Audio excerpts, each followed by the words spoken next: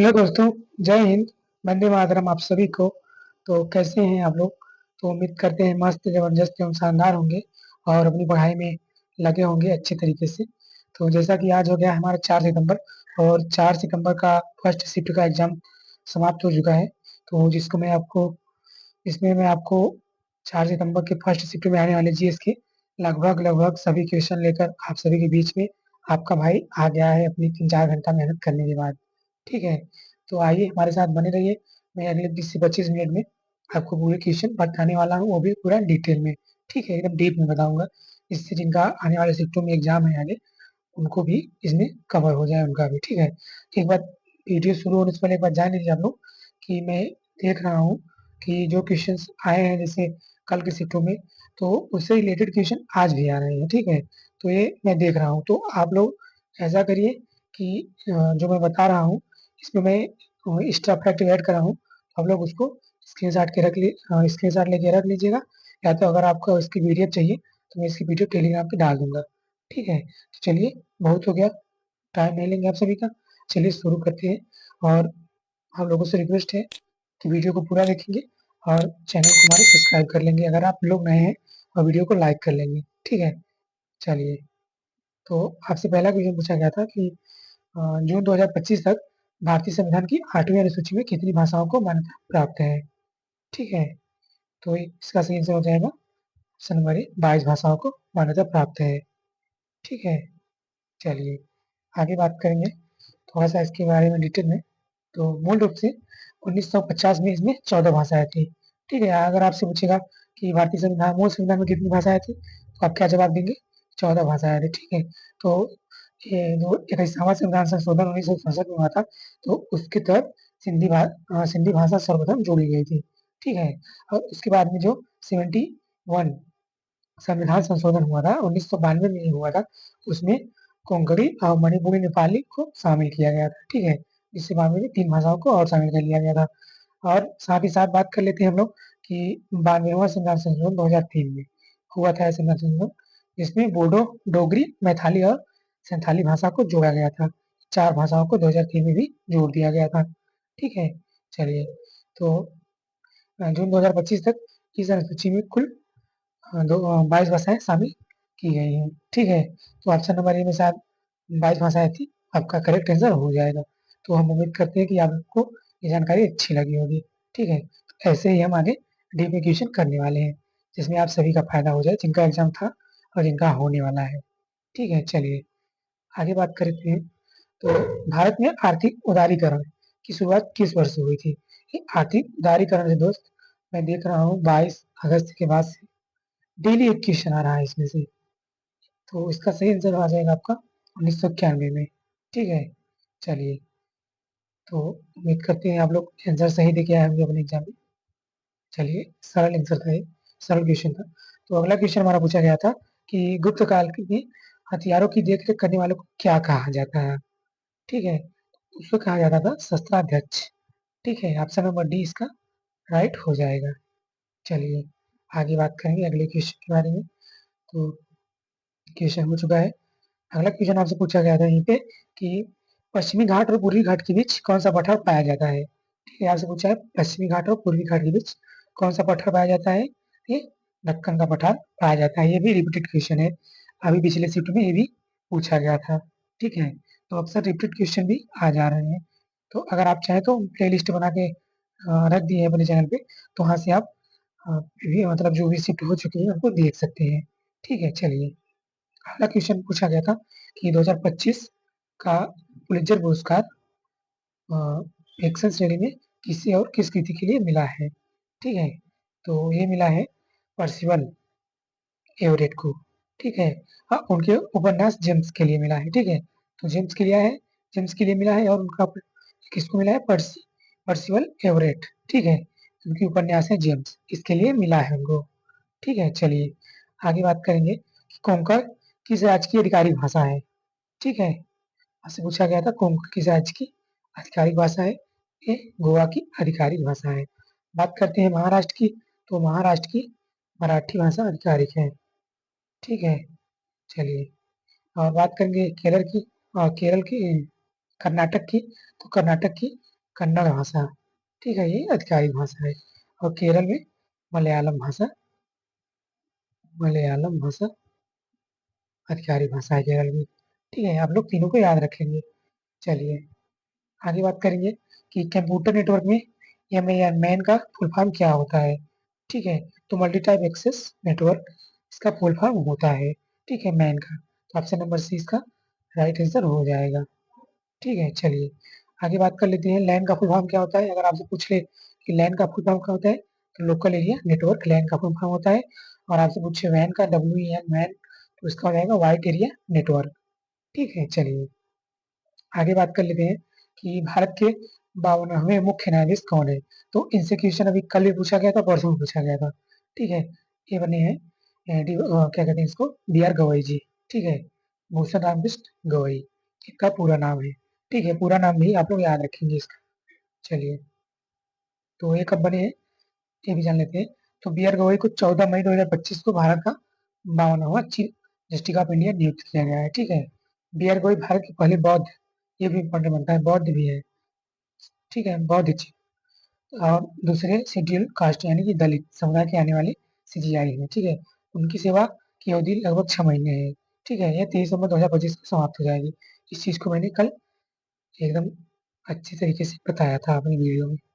चलिए अगला क्वेश्चन हमारा है, तुहिन कांता पांडे से पहले सेबी का अध्यक्ष कौन था। तो वर्तमान में सेबी का अध्यक्ष आपसे पूछे तो कौन है, तुहिन कांता पांडे वर्तमान में सेबी के अध्यक्ष है। और इनसे पहले पूछा है क्वेश्चन में, ये हो जाएगा माधवीपुरी बुच है। ठीक है, ऑप्शन नंबर सी यहाँ पे राइट हो जाएगा। ठीक है, तो उम्मीद करते हैं ये क्वेश्चन आप लोग सही करके आए होंगे अपने एग्जाम में। चलिए आगे बात करेंगे। तुहिन कांता पांडे ने मार्च 2025 में सेबी के अध्यक्ष का पद संभाला है। ठीक है, वे 11वें सेबी के चेयरमैन है। नंबर आप लोग याद रख लीजिए कि जो तुहिन कांता पांडे हैं, ये सेबी के किस नंबर के चेयरमैन बने हैं, 11वें नंबर के चेयरमैन बने हैं। क्योंकि आने वाले शिफ्टों में पूछ सकता है ऐसा प्रश्न, जिस तरीके से पूछ रहा है। चलिए, उनके पूर्ववर्ती यानी कि पहले, उनके पहले सेबी अध्यक्ष, इसके बारे में हम आपको बता चुके हैं कि माधवीपुरी बुची जी थे, जिनका कार्यकाल 1 मार्च 2022 से 28 फरवरी 2025 तक था। ठीक है, चलिए अगला क्वेश्चन पूछा गया था आपसे, पूर्व पूरा प्रधानकाल की समयावधि कब से कब तक थी।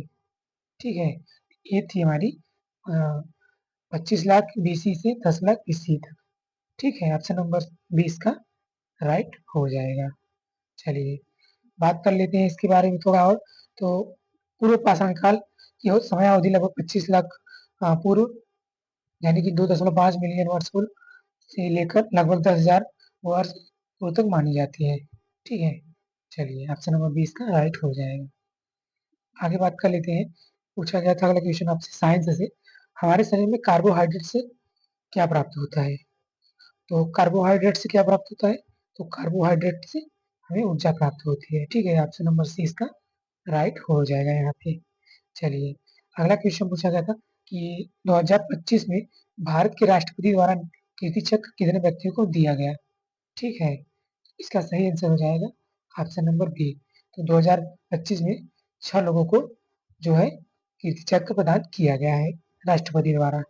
ठीक है, इसमें से आपके 6 लोग मरणोपरांत हैं। ठीक है, और बात कर लेंगे हम साथ ही साथ 33 लोगों को सौर चक्र दिया गया है। ठीक है, आपसे पूछे सौर चक्र कितने लोगों को दिया गया है, तो आपका जवाब होगा 33 लोगों को। ठीक है, इसमें से 7 लोग मरणोपरांत हैं। ठीक है, चलिए उम्मीद करते हैं मरणोपरांत का मतलब आप लोग समझते होंगे भली बात से। ठीक है, अगला क्वेश्चन है, इंसुलिन में कौन सा तत्व पाया जाता है। इंसुलिन में जस्ता तत्व पाया जाता है। ठीक है, ऑप्शन में दिया गया था जो आपका राइट आंसर हो जाएगा यहाँ।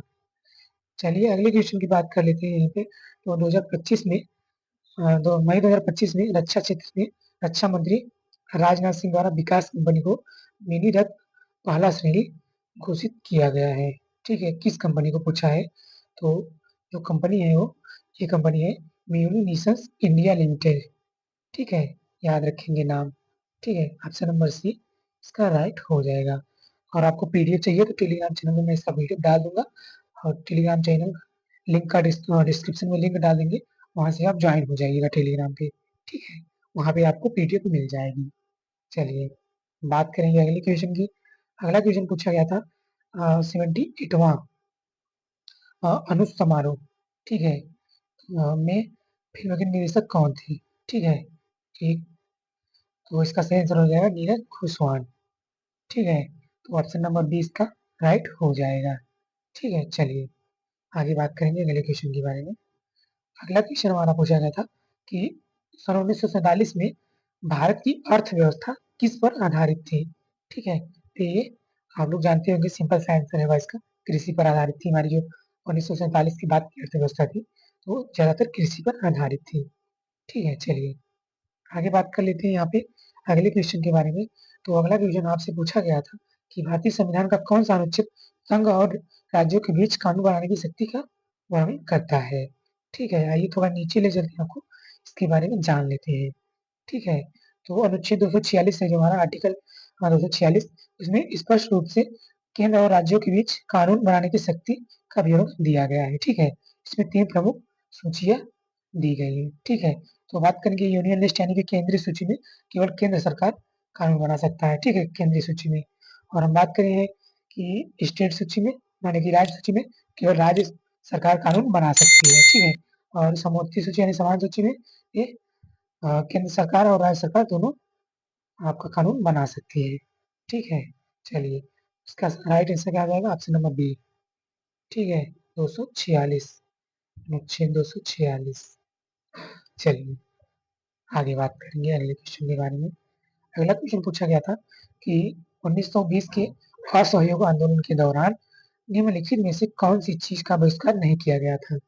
ठीक है, तो उसमें विदेशी वस्तुओं का बहिष्कार किया गया था, स्कूलों का बहिष्कार किया गया था, जो सरकारी आधिकारिक हिंसा हो रही थी उसका बहिष्कार नहीं किया गया था। ठीक है, तो ऑप्शन सी इसका राइट आंसर हो जाएगा। ठीक है, ब्रिटिश उपाधियों का भी बहिष्कार किया गया था। ठीक है, चलिए ऑप्शन सी इसका राइट हो जाएगा। चलिए बात करते हैं अगले क्वेश्चन की। तो अगला क्वेश्चन पूछा गया था कि मई 2025 में अंतर्राष्ट्रीय सौर गठबंधन का 130वां सदस्य कौन देश बना है? ठीक है, तो जो ये अंगोला देश है, ये अंतर्राष्ट्रीय सौर गठबंधन का 130वां देश बना है। ठीक है, option number A right answer हो जाएगा इसका। चलिए बात कर लेते हैं अगले क्वेश्चन की। तो सिंधु नदी में दाहिने ओर से निकलने वाली नदी कौन सी है? ठीक है, तो ये रावी भी ये इसके बाएं से निकलती है, सतलुज भी बाएं से निकलती है, बीस भी इसके बाएं से निकलती है। जो काबुल नदी है ये सिंधु नदी के दाहिनी तरफ से निकलती है। ठीक है, चलिए तो ऑप्शन नंबर ए इसका राइट हो जाएगा यहाँ पे। चलिए अगला क्वेश्चन पूछा गया था कि राज्य पुनर्गठन अधिनियम 1956 के तहत किस राज्य का पुनर्गठन नहीं किया गया था? ठीक है, तो इसमें थोड़ा डिटेल में जानेंगे इसके बारे में। नीचे ले चलते हैं आपको थोड़ा सा। तो राज्य पुनर्गठन अधिनियम जो 1956 में आया था, उसका उद्देश्य था कि भाषा क्या था, तो भारतीय राज्यों की सीमाओं को पुनः व्यवस्थित करना। ठीक है, इसके तहत प्रमुख राज्यों का पुनर्गठन हुआ था। ठीक है, बॉम्बे स्टेट यानी बॉम्बे महाराष्ट्र और गुजरात में विभाजित कर दिया गया था। ठीक है, मैसूर को कर्नाटक राज्य का स्वरूप यानी कर्नाटक और राजस्थान कई रियासतों का विलय सीमाओं का पुनर्गठन किया गया था। ठीक है, और जो गोवा राज्य थे, गोवा राज्य को इस अधिनियम में शामिल नहीं किया गया था, क्योंकि वह पुर्तगाल के अधीन था, जो 1961 में ही अ, भारत में शामिल हो गया था। ठीक है, तो गोवा कब शामिल किया गया था? तो 1961 में शामिल किया गया था, इससे पहले ये पुर्तगाल के अधीन था।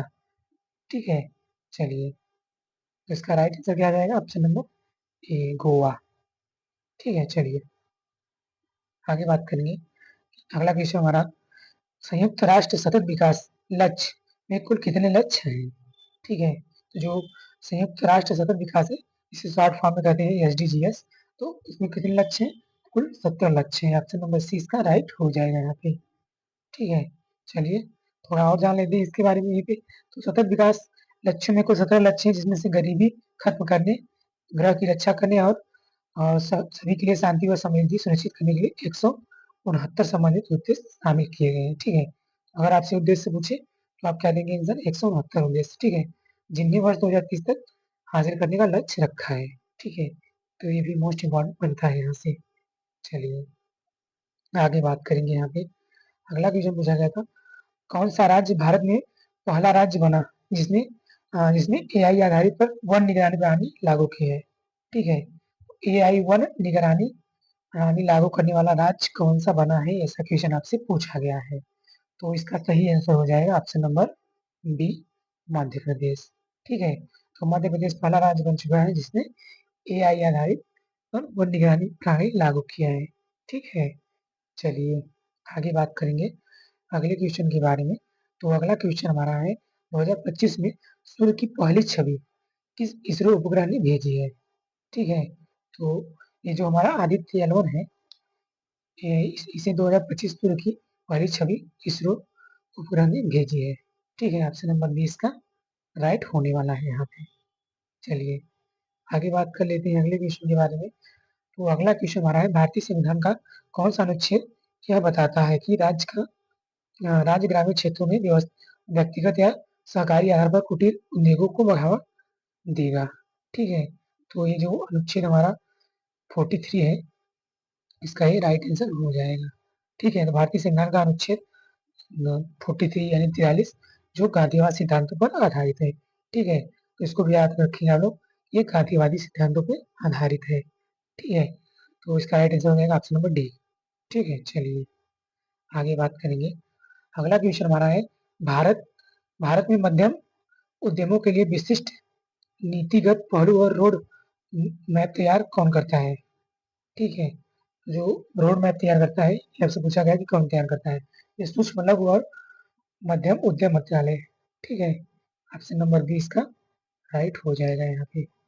ठीक है, चलिए सूक्ष्म लघु और मध्यम उद्यम मंत्रालय। चलिए बात कर लेते हैं अगले क्वेश्चन की। तो अगला क्वेश्चन था कि उत्तराखंड और हिमाचल प्रदेश, तो उत्तराखंड और हिमाचल प्रदेश में शुद्ध एक प्रकार की खेती क्यों नहीं की जाती है। ठीक है, तो ऐसा क्वेश्चन पूछा गया था आपसे। तो इसका सही आंसर हो जाएगा आप लोगों का ऑप्शन नंबर ए में जो दिया है, उबड़ खाबड़ और पहाड़ी ढलानों के कारण जो उत्तराखंड में है, ये जिसमें शुद्ध रूप से या सही रूप से खेती नहीं की जा सकती है। ठीक है, चलिए ऑप्शन नंबर ए इसका राइट होने वाला है यहाँ पे। चलिए आगे बात करेंगे अगले क्वेश्चन के बारे में।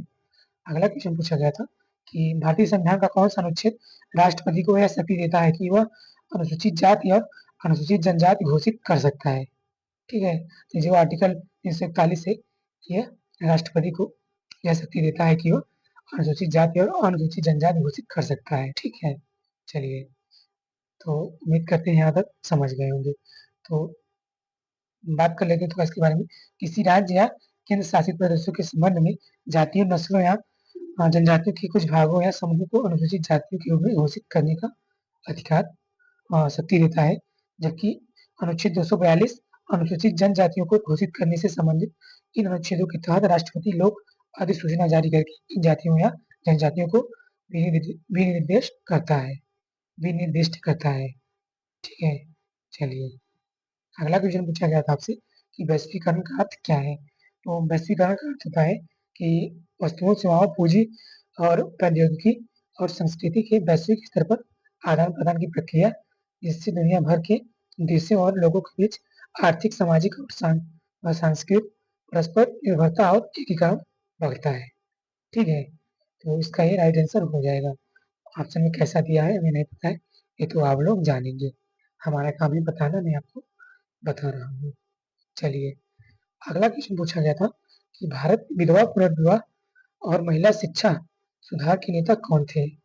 ठीक है, तो इसका राइट आंसर हो जाएगा ईश्वरचंद विद्यासागर। ठीक है, ऑप्शन नंबर 20 का राइट हो जाएगा यहाँ पे। ठीक है, चलिए तो अगला क्वेश्चन हमारा था भारत में लोक अदालत का संचालन कौन करता है। ठीक है, इसका राइट आंसर क्या होगा, तो इसका राइट आंसर हो जाएगा राष्ट्रीय विधिक सेवा प्राधिकरण। ठीक है, इसे शॉर्ट फॉर्म में कहते हैं नासला, नेशनल लीगल सर्विस अथॉरिटी। ठीक है, इसका सी आपका राइट आंसर हो जाएगा यहाँ पे। ठीक है, चलिए अगला क्वेश्चन पूछा गया था कि ये प्यूटेनिया फूल किस नामक वर्णक का उपयोग करता है। ठीक है, तो ये एंथोसाइनिक नामक वर्णक का उपयोग करता है। ठीक है, तो एंथोसाइनिक ऑप्शन में दिया गया था, जो कि हमारा राइट आंसर हो जाएगा यहाँ पे। ठीक है, चलिए अगले क्वेश्चन की बात करेंगे। अगला क्वेश्चन पूछा गया था इनमें से कौन प्राइमरी मेमोरी है। ठीक है, तो ऑप्शन में दिया गया था random access memory. Option number 20 का राइट हो जाएगा। ठीक है, रैम शायद दो ऑप्शन में हाँ सही है। चलिए, रैंडम एक्सेस मेमोरी इसका राइट आंसर हो जाएगा। ठीक है, अगला क्वेश्चन पूछा था आपसे भारत में रेड बुल की स्थापना कब हुई थी। ठीक है, तो इसका राइट आंसर हो जाएगा आपका भारत में 2009 में रेड बुल की स्थापना हुई थी। ऑप्शन नंबर सी इसका राइट आंसर हो जाएगा। ठीक है, चलिए, भारत में लोक अदालत का संचालन कौन करता है। अगला क्वेश्चन पूछा गया था, ये क्वेश्चन हो भी चुका है, तो इसका ऑप्शन नंबर सी राइट हो जाएगा। तो ये हमारा लगभग आज का लास्ट क्वेश्चन था। तो उम्मीद करते हैं आप सभी को पसंद आया होगा हमारा ये वीडियो। तो बहुत मेहनत करने के बाद ये वीडियो तैयार हुआ है, और आप लोग कम से कम लाइक करके कमेंट जरूर कर देंगे जिनका एग्जाम था। जिन भाइयों ने एकदम सही जिन भाइयों को लगा हो कि हमने एकदम सही आंसर कराया है, सही तो कराया ही है, इसमें कोई दो राय नहीं है, तो आप लोग कमेंट जरूर करेंगे। आपके कमेंट से हमको बहुत मोटिवेशन मिलता है। तो आप लोग कमेंट करते ही नहीं है, तो कहाँ से मोटिवेशन मिले। ठीक है, और लाइक भी करेंगे, और जो लोग नए हैं सब्सक्राइब भी करेंगे। तो चलिए, आप सभी को बेस्ट ऑफ लक जिनका एग्जाम आगे शिफ्टों में होने वाला है। और आप लोग अपना ख्याल रखिए, आप लोग पढ़ाई अच्छे तरीके से करते रहिए, खुश रहिए, मस्त रहिए, और मिलते हैं आपसे अगली वीडियो में। तब तक जय हिंद, वंदे मातरम।